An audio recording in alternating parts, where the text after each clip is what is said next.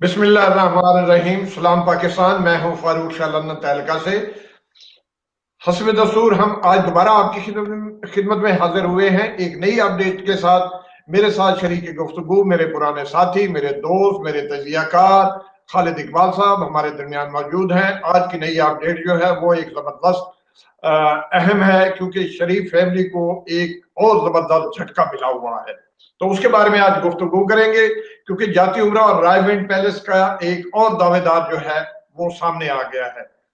गुज़श्ता रोज लाहौर की कोर्ट में एक केस फाइल किया गया, जिसके मुद्दई पंजाब यूनिवर्सिटी के प्रोफेसर अब्दुल रऊफ साहब हैं, जिन्होंने जज फौजिया ताहिरा को एक दरखास्त पेश की, जिसके मुताबिक उनकी जाती जमीन जो कि गवर्नमेंट से उन्होंने खरीदी थी, तो वो रायविंड में शामिल की गई। तो इसके बारे में थोड़ी सी अपडेट है। आप इकबाल साहब कुछ थोड़ा सा इस पे रोशनी डालें और बताएं। हमारे सुनने वाले इस वक्त बेचैन हैं। एक नई अपडेट जो है हमारे पास आई है, तो ये एक खासी इस पे बहस भी हो रही है, और इसकी डेट जो है वो भी बड़ी नजदीक आ गई है। तो शहबाज शरीफ और मरियम नवाज जो है एक दफा फिर कोर्ट में जाने वाले हैं। जी बताएं। बिस्मिल्लाहिर्रहमानिर्रहीम। अस्सलाम वालेकुम शाह साहब, आपको, आपके लाखों सुनने वाले, प्यार करने वाले आपके चैनल को, क्या उम्मीद है कि अल्लाह ताला की मेहरबानी से वो जहां कहीं भी होंगे वो खुशी से और सेहत और तंदुरुस्ती के साथ होंगे। बहुत बड़ी डेवलपमेंट के साथ मैं इस चीज के ऊपर बात करने से पहले एक बात कहूंगा कि ये देखें, मैं एक माहौल थोड़ा सा एक अपने सामीन को एक एक चीज की तरफ एक डायरेक्शन की तरफ लेके जाना चाहता हूँ।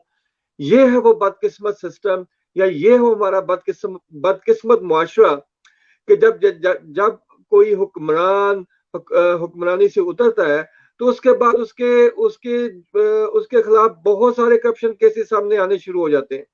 यही वो लोग होते हैं, जब शाह साहब आपको नॉलेज होगा कि माजी में भी बहुत सारे साफियों को मारे पड़ती रही, टीवी चैनल्स बंद होते रहे, सच की आवाज बुलंद करने पे बहुत सारे लोगों को मारपीट हुई, और हर दौर में हुई, जमहूरियत में भी हुई और अमरीत के अंदर भी हुई, और ये जिसको सियासतदान डिक्टेटरशिप कहते हैं उसके अंदर भी हुई।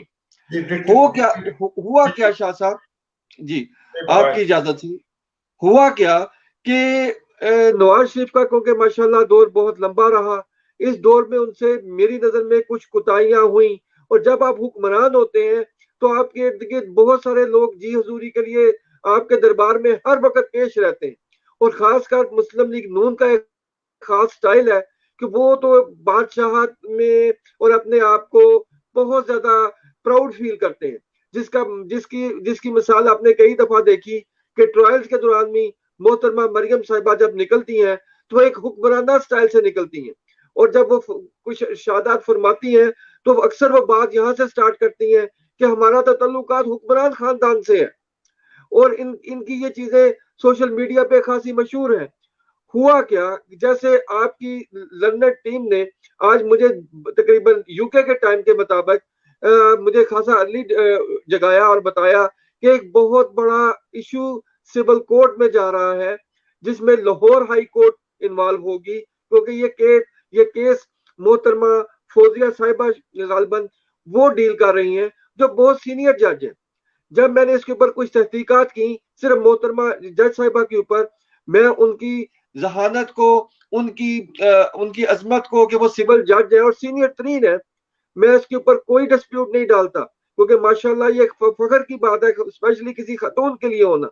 मगर फिर कुछ टेम गोइयां सुनी, मैंने अपने कुछ वकला साथियों को फोन किया, उनसे उनके बारे में मालूमात ली, तो थोड़ा सा शक की बदबू आनी शुरू हुई कि माजी में इनका तल्लुक भी माजी की हुक्मरान जमातों के साथ बहुत करीबी तल्लुकात रहे हैं। मगर ये हमारा आज का मौजू इशू नहीं है। जिन जिन साहब ने केस फाइल किया है, अब्दुल रऊफ साहब, डॉक्टर प्रोफेसर अब्दुल रऊफ साहब, वो पंजाब यूनिवर्सिटी में एक बहुत अहम शख्सियत है, बड़ी देर से वो प्रोफेसर है और बहुत वेल नोन है। मैं आपको केस से ज्यादा इन चीजों के बारे में इसलिए हाईलाइट कर रहा हूं आज कि आगे चल के आप ये देखेंगे कि ये छोटी छोटी कड़ियां, ये छोटे छोटे निशान, ये छोटे छोटे सवालात बहुत बड़े सवालात जाके सामने आएंगे। इसीलिए मैंने आज इसके ऊपर खासा जब होमवर्क कर रहा था और कुछ मालूमात इकट्ठी कर रहा था, तो प्रोफेसर डॉक्टर अब्दुल रऊफ साहब के बारे में पता चला कि वो पंजाब यूनिवर्सिटी में बहुत ही मंजे हुए प्रोफेसरों में उनका शुमार होता है और वो बहुत सीनियर है। उनके इंतहाई करीबी 3 साथियों से मुझे मेरी टीम को कुछ मालूमात मिली, वो अब मैं आपकी नाजरीन की खिदमत में आपकी चैनल की तवज्जो से आपके सामने पेश करना चाहता हूँ। डॉक्टर साहब का किरदार पंजाब यूनिवर्सिटी में बड़े तवील अरसे से है। इनकी जो रेपुटेशन है एक नेक ईमानदार प्रोफेसर की वजह से है और उनमें उनके लाखों स्टूडेंट इस खासे अरसे से उनसे तालीम लेकर फारिग हो चुके हैं। अब वो बड़े सीनियर ओहदे पे हैं और एक बड़ा अच्छा मुकाम है।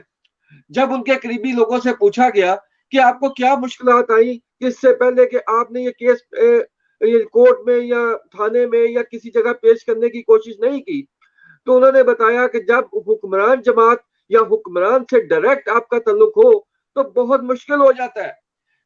ये जो लैंड जिसकी डिस्प्यूटेड लैंड जिसका वो आज दावा कर रहे हैं, ये बड़े ऑर्गेनाइज तरीके से इनसे हासिल की गई है। ये आम आदमी इस तरह नहीं कर सकता। इसके अंदर एलडीए का भी जिक्र उन्होंने किया, उनके करीबी 3 साथियों ने हमें जो इन्फॉर्मेशन दी कि ये सारा एलडीए की टीम के साथ भी मिली भगत में हुआ है। और उसमें एक बात समझ में आती थी कि एक तरफ एक वजीर आजम मोहम्मद नवाज शरीफ, उसके बाद उनका भाई शहबाज शरीफ साहब, उनकी बेटी मरियम नवाज, और आपको याद रहे कि मरियम नवाज के हस्बैंड जो है वो भी खासे पंजाब में खरीदो फरोख्त में खासे माहिर रहे हैं और उसमें मसरूफ रहे हैं। और उसके बाद हमजा, तो उसमें और कुछ लीगी मेंबर ऑफ पार्लियामेंट जो जो कि अमारात और यानी बिल्डिंग्स के कारोबार में शरीक है, ये सारे बंदे मिलके एक दूसरे को सपोर्ट करते थे। ये अराजी 1911 और 1912 के करीब हुकूमत से खरीदी गई और जिसने खरीदी उसका नाम पीर बख्श था। पीर बख्श आज भी जिंदा है और ये डॉक्टर साहब फरमाते हैं कि ये जो प्रॉपर्टी है ये मेरे बाओ-इजाद ने खरीदी थी, इस जो मैंने सन आपको बताया है। और जो उनके करता धरता है जिनके नाम जो अलाटी है वो अभी भी जिंदा है। जी, ये बहुत बड़ी ब्रेकिंग न्यूज है कि जो जी पीर बख्श साहब अल्हम्दुलिल्लाह जिंदा है और डॉक्टर साहब ने भी इतने अरसे में बहुत सारी मालूमात इकट्ठी की, सारे दस्तावेजी सबूत उनके पास है। मगर इससे पहले क्योंकि उनको धमकियां दी गई, उनको दोष दी गई, मैं इसलिए इस बात को हाईलाइट करता हूं कि याद रहे कि मॉडल टाउन जैसा मशहूर वाकया के ऊपर एफआईआर कटवाने के लिए आर्मी चीफ तक को इन्वॉल्व होना पड़ा था उस वक्त। और आपके नाज़रीन की याददाश्त आपको उनको याद दिलाना चाहता हूं कि जब कोई ताकतवर आदमी पाकिस्तान में जुर्म करता है या जुर्म या ऑर्गेनाइज क्राइम करता है तो आम आदमी के लिए बहुत मुश्किल है। हालांकि मैं क्यों इसमें मॉडल टाउन का वाकया लेके आया हूं कि मॉडल टाउन का वाकया लोगों की नजरों में है, पूरा दिन टीवी टेलीकास्ट करता रहा मगर एफआईआर नहीं कट सकी थी। आर्मी चीफ इन्वॉल्व हुए थे। आज के वजीर आजम जनाब मोहतरम इमरान खान साहब उस वक्त अपोजिशन लीडर थे और वो आम अपोजिशन लीडर नहीं थे, जबरदस्त अपोजिशन लीडर थे और वो भी किरदार सारा आपके सामने है। इतने प्रेशर के बावजूद वो एफआईआर नहीं कट सकी थी, फिर आर्मी चीफ बीच में इन्वॉल्व हुए थे। तो ये डॉक्टर साहब की क्या हैसियत थी? अगर इस बात को इस तरह लिया जाए कि जब इस केस को डॉक्टर साहब ने जब अर्ली टाइम में जब इसको कोर्ट में लेके जाने की कोशिश की होगी तो मेरे नाजरीन और आपके चाहने वाले समझ सकते हैं कि मॉडल टाउन का केस की एफआईआर में आर्मी चीफ ने मुदाखलत की तो इनके पीछे तो कोई बड़ा आदमी नहीं खड़ा था और ये बहुत मुश्किल था। अच्छा, एक और इंटरेस्टिंग बात सुने, ये जमीन औने पौने दामों लोगों से ली गई जो कि एलडीए ने अपने कागजात में शो किया। उसके बाद 200 कनाल का जो झगड़ा है जो आजकल लैब के अंदर है वो सिर्फ 200 कनाल का है। 4000 कनाल के करीब जाती उमरा जो कवर करता है उसके ऊपर नहीं है, सिर्फ अभी 200 कनाल का केस नैब के पास किया है। जब ये इंफॉर्मेशन डॉक्टर साहब को पहुंची कि भाई नैब के पास ये केस है और आज का मीडिया क्योंकि माशाल्लाह बहुत ओपन और हर चीज हाईलाइट करता है, तो डॉक्टर साहब को हौसला पैदा हुआ। उन्होंने अपने करीबी साथियों से मशवरा करके तो ये केस सिविल कोर्ट में लेके गए। मगर बदकिस्मती ये है कि अभी केस शुरू नहीं हुआ और डॉक्टर साहब और बहुत से सिंसियर मुखलिस पाकिस्तानियों को ये शक होना शुरू हो गया है कि लाहौर हाई कोर्ट के बारे में तो मशहूर है कि ये शरीफों को हमेशा एडवांटेज मिलता है यहाँ से। तो ये वो चीजें होंगी जो आगे चल के केस में बड़ा असर रसूख दिखाएंगी। अभी केस की हियरिंग हुई, अभी केस फाइल हुआ है, इसकी डेट गालबन 20 या 21 की सेट हो रही है और इसके ऊपर जो मोहतरमा जज साहब हैं उनके ऊपर भी अभी सवालिया, थोड़ा सा सवालिया निशान उठना शुरू हो गया है। मगर मैं ये कहता हूं कि जजेस सिंपैथी जरूर रखते हैं, मगर क्योंकि हमारे जजेस अबव हैं तो मैं इसको पॉजिटिव स्टेप में लेता हूं और आपके नाज़रीन को कहता हूं कि इन चीजों पे ना जाएं, क्योंकि आपको मीडिया में, सोशल मीडिया पे ये चीजें नजर आएंगी। खुदारा अपने मुल्क को थोड़ा सा डेवलप होने दें, क्योंकि अभी हमारा पाकिस्तान ये लॉ और लॉ की अथॉरिटीज के अंदर डेवलपिंग स्टेजेस में से गुजर रहा है। ये वो टीचिंग प्रॉब्लम है जो हमारे मुल्क को डेवलप होने तक सामना करना पड़ेगी। तो बड़े दिल का सारे मुजाहरा करें, केस को नहीं चलने दें, किसी किसी जज की किरदार कशी ना करें। अभी अभी देखें कि वो बहुत सीनियर माशाल्लाह जज हैं और ये केस अभी शुरू हुआ है। इनको शहबाज शरीफ साहब को और मरियम सफदर को हियरिंग के लिए बुलाया गया है और अभी देखें कि 200 कनाल के ऊपर 20 अगस्त को तलबी का जो है ना जी, वो नोटिस इशू हो चुका है। अच्छा, थोड़ा इनके बारे में ये बताएं कि उन्होंने इस जो है अपना अब्दुल रऊफ साहब, उन्होंने इस केस में 50 बिलियन रुपए का हर्जाना भी तलब किया है।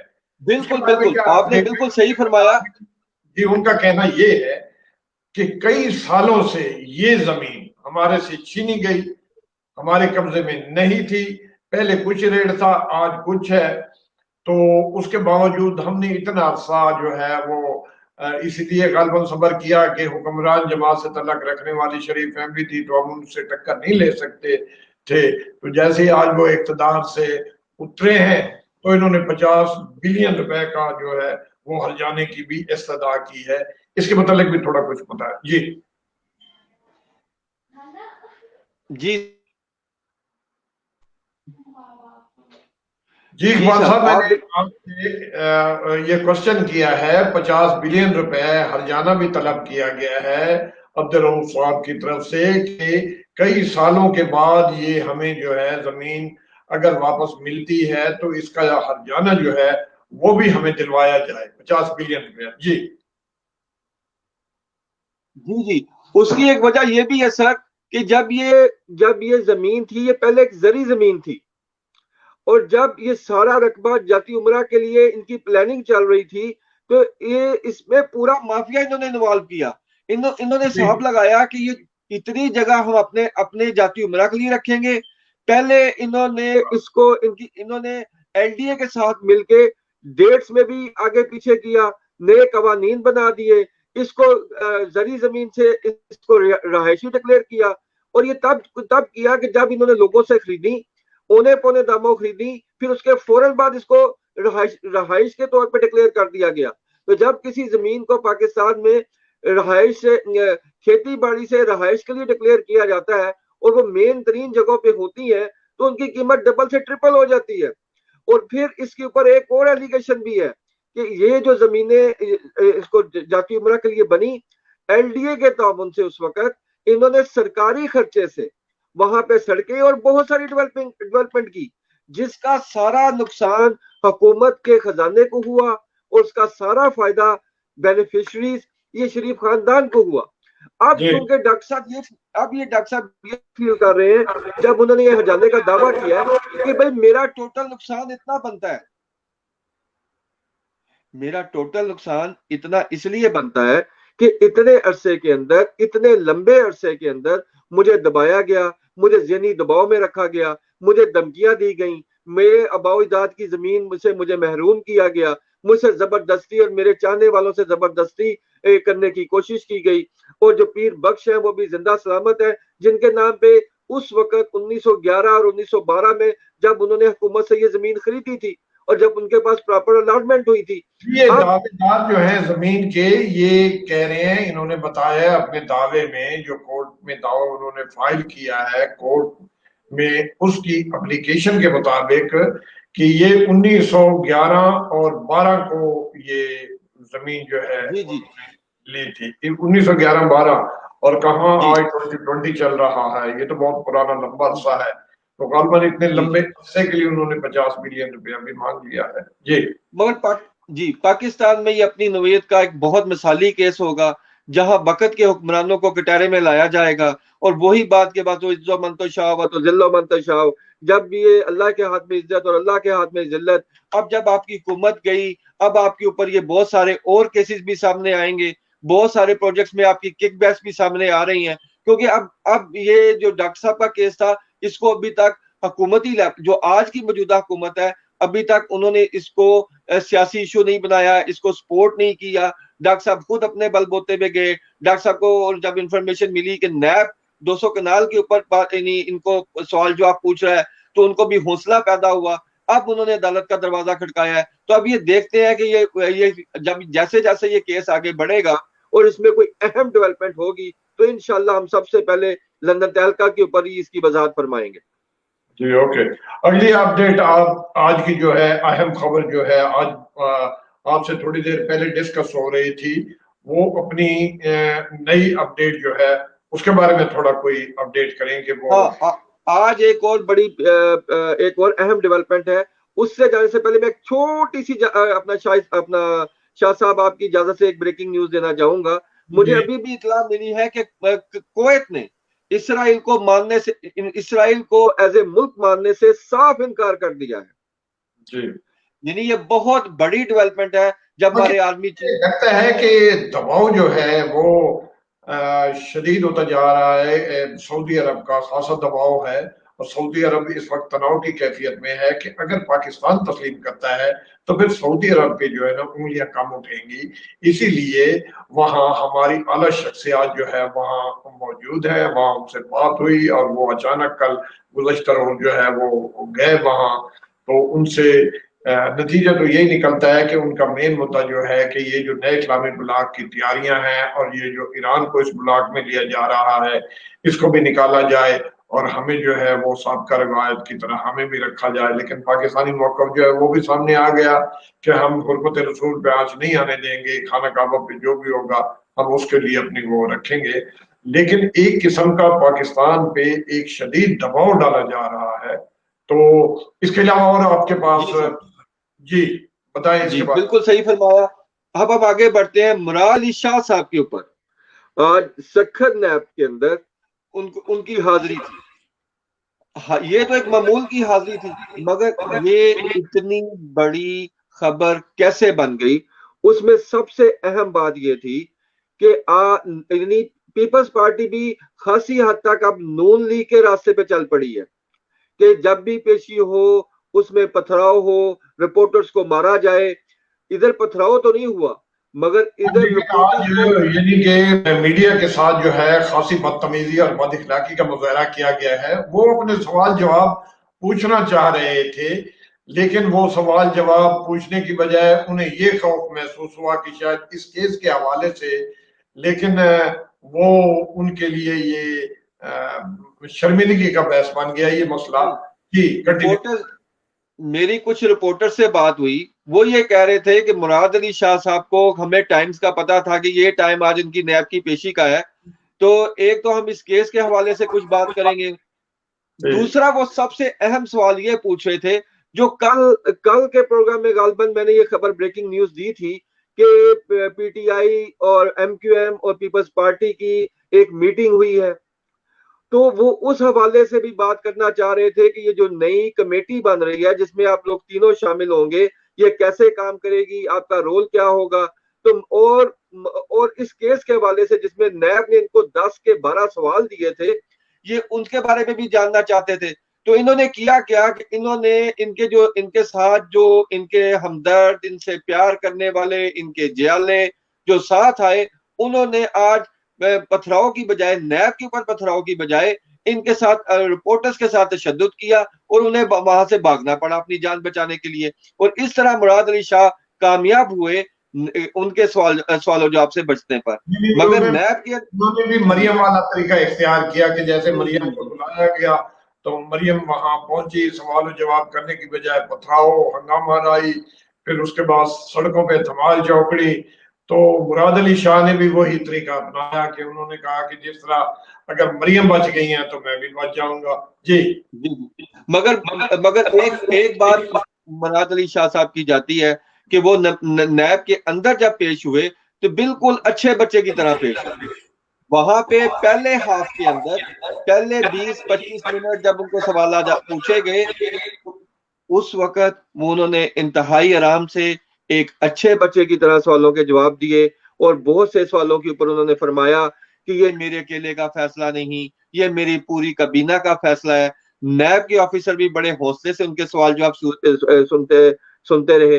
फिर आखिर में, क्योंकि उन्होंने नैब ने उनको बताया कि सर ये 14 अरब की सब्सिडी का मामला है, इसमें आटा और गंदम चोरी के बहुत से मामलात हैं जो माजी में फ्लोर मिल को दिया गया सब्सिडी, तो ये सब्सिडी अपनी ही फ्लोर मिलों को दे के अपना ही घर पूरा कर लेते हैं। उसके बाद अवाम गई तेल लेने। आपको आटा अवाम को सस्ता देने की बजाय, ये जो केस आज सक्खर कोर्ट में हुआ पेश, जिसपे ये आज गए थे पेश होने, तो असल मसला तो ये है ना कि अगर आपको आटा जो है पब्लिक को देना है, एक तरफ तो आप कहते हैं कि रोटी कपड़ा और मकान, तो रोटी कहां से पकेगी, कहां से कपड़े दोगे और कहां मकान बनेंगे। तो आप लोग शाह तो साहब। एक तरफ अगर आपसे कोई सवाल जी जवाब करे तो आप हथियार उठा लेते हो, और अगर आपको कोई बुलाए तो आप बीमारियां पड़ जाती हैं, बीमारी का नट रचाया जाता है, फिर महंगे वकील करके तरीके ली जाते हैं। ये भी काफी अर्सा पुराना केस है जो चल रहा था, जिससे वो हाजिरी देने से गुरेजा थे मुराद अली शाह साहब। लेकिन आज जब ये पेश हुए तो इन्होंने भी वही मरियम वाला तरीका अपनाया।